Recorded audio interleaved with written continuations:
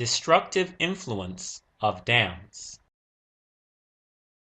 Dams are structures that block the flow of a river, stream, or other waterway. Some dams divert the flow of river water into a pipeline, canal, or channel.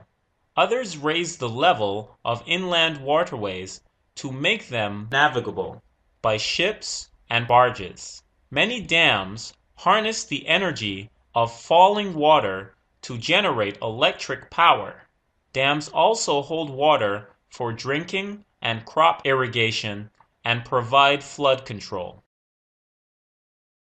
The oldest known human-made dams were built more than 5,000 years ago in arid parts of the Middle East to divert river water to irrigate crops. Today, there are more than 500,000 dams worldwide. The vast majority of these are small structures, less than 3 meters, 10 feet tall. Engineers regard dams that measure more than 15 meters, 50 feet high, as large dams. About 40,000 large dams exist in the world today. Despite the various benefits dams could offer to mankind, their potential to cause harm cannot be ignored. Building a dam changes the ecology of the surrounding area and destructs the natural habitat of many animals, the most affected of which are fish, which depend on free-flowing water to live. Salmon, for example, usually migrate downstream to spend part of their life in the open ocean. As adults, they return upstream to lay their eggs in the gravel bottoms of the rivers where they were born. Large dams block their migratory passage and severely threaten their population. Dams also alter the water temperatures and microhabitats downstream. Water released from behind the dams usually comes from close to the bottom of the reservoirs, where little sunlight penetrates. This frigid water significantly lowers the temperatures of sun-warmed shallows downstream, rendering them unfit for certain kinds of fish and other wildlife. Natural rivers surge and meander, creating small pools and sandbars that provide a place for young fish, insects, and other river-dwelling organisms to flourish. But dams alter the river flow, eliminating these microhabitats and in some cases their inhabitants. To minimize the adverse influences of dams, the U.S. government launched a series of measures to protect salmons and other migrating fish species. Some dams began to incorporate a fish pass to allow the fish a chance to swim around the dam and reach upstream spawning grounds. Fish passes, called fish ladders, comprise a series of small pools arranged like stair steps.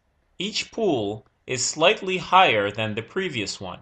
Fish ladders are based on the idea that a fish swimming upstream cannot leap over a dam that is more than about 5 meters high, but it can leap up a series of pools, each slightly higher than the one below it. Yet, despite fish passes and other efforts to help fish bypass dams, the cumulative effect of multiple dams built along the length of a river continued to exact a heavy toll on fish populations. In particular, the drastic decline of wild Pacific salmon populations has reached alarm and become one of the most important conservation issues in the Pacific Northwest. Less than 2% of the wild salmon population of the Columbia River Basin remains, and only one individual sockeye salmon returned to the Snake River in Idaho in 1994.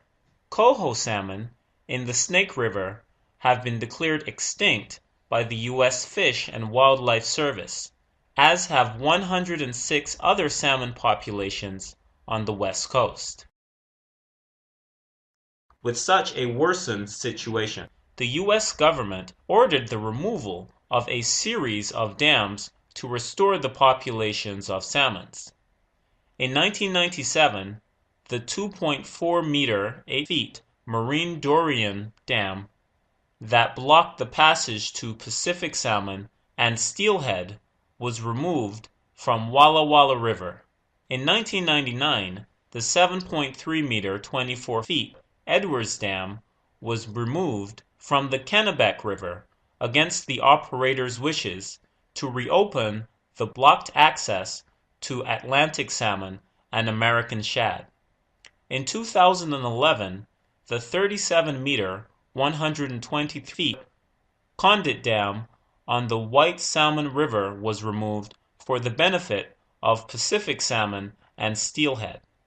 In 2012, the largest dam removal project in history happened.